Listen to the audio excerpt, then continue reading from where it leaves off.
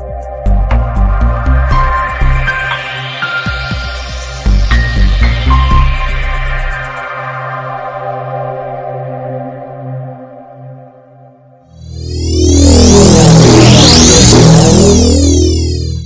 Students, मेरे video में आपका स्वागत है। आज मैं आपको वर्ण के बारे में, वर्णमाला के बारे में और वर्ण के भेद कितने होते हैं उसके बारे में बताऊंगी। तो चलिए हम अपना टॉपिक शुरू करते हैं। वर्ण, भाषा की सबसे छोटी इकाई को वर्ण कहते हैं। मैंने अपनी पिछली वीडियो में आपको बताया था कि भाषा के बारे में बताया था। तो भाषा की सबसे छोटी इकाई को ध्वनि भी कहते हैं। आइए बच्चों, अब हम जानते हैं कि वर्णमाला क्या होती है। वर्णों के व्यवस्थित क्रम को वर्णमाला कहते हैं। यानी कि हम इसको इस प्रकार भी कह सकते हैं कि भाषा की सबसे छोटी इकाई के व्यवस्थित क्रम को वर्णमाला कहते हैं। तो बच्चों, अब हम जानते हैं वर्ण के भेदों के बारे में। तो वर्ण के दो भेद होते हैं, स्वर और व्यंजन। हम सबसे पहले पढ़ेंगे स्वर के बारे में। जो वर्ण बिना किसी की सहायता से बोले जाते हैं उन्हें स्वर कहते हैं और इनकी संख्या 13 होती है। तो 13 स्वर कौन कौन से होते हैं मैं आपको लिखकर बताती हूँ।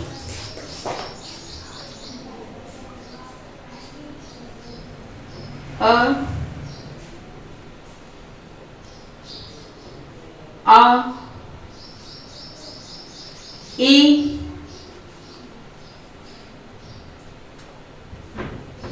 ई, उ,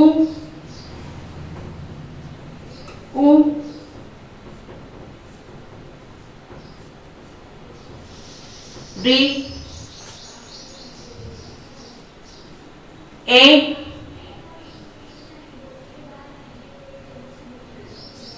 आई, ओ, औ, अंग और अह। ये वो 13 वर्ण हैं जो स्वर कहलाते हैं। ये जो मैंने आपके सामने 13 स्वर लिखे हैं, इन स्वरों को हम बिना किसी की सहायता के आसानी से बोल सकते हैं। तो आइए बच्चों, अब हम आपको व्यंजन के बारे में बताते हैं कि व्यंजन किसे कहते हैं। व्यंजन, जो वर्ण स्वरों की सहायता से बोले जाते हैं उन्हें व्यंजन कहते हैं। इनकी संख्या 35 है। मैंने यहाँ लिख रखा है, आप ध्यान से देखिए। क से ह तक के सभी वर्ण व्यंजन कहलाते हैं। इसके बाद 4 वर्ण और होते हैं, श, त्र, ग, श।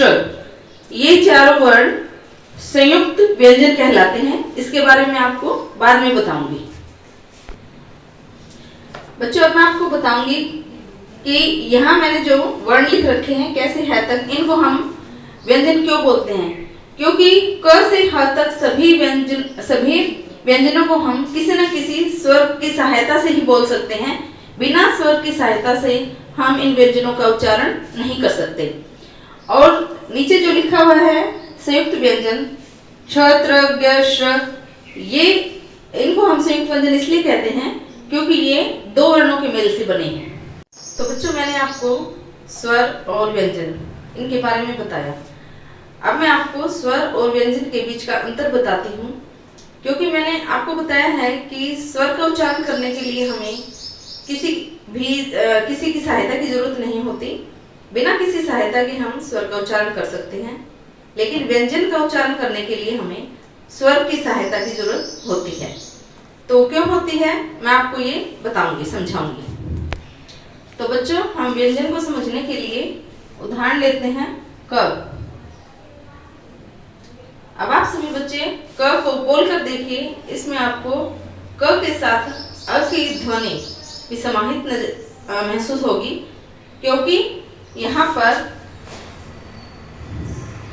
क प्लस जमा अ। क और अ मिलकर ही पूरा क बनता है, क का उच्चारण हो पाता है। अब यहाँ पर क व्यंजन है और अ स्वर है। तो बच्चों हमारे स्वर कितने हैं? 13। कितने बताए मैंने? 13। और हमारे व्यंजन कितने हैं? 35।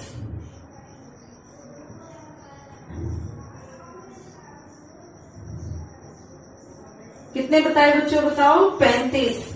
और हमारे संयुक्त व्यंजन कितने होते हैं?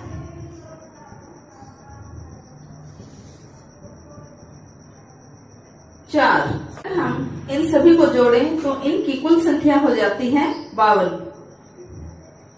यानी हम कह सकते हैं कि हमारी वर्णमाला में कुल 52 वर्ण हैं। इन्हीं 52 वर्णों को एक व्यवस्थित समूह के तौर पर रखा गया है और इसी वर्णों के इस व्यवस्थित समूह को ही वर्णमाला कहते हैं। तो बच्चों आज हमने वर्ण, वर्णमाला और वर्ण के भेदों के बारे में पढ़ा। मुझे पूरी आशा है कि आपको ये सारा टॉपिक पूरी तरह से समझ में आ गया होगा। धन्यवाद।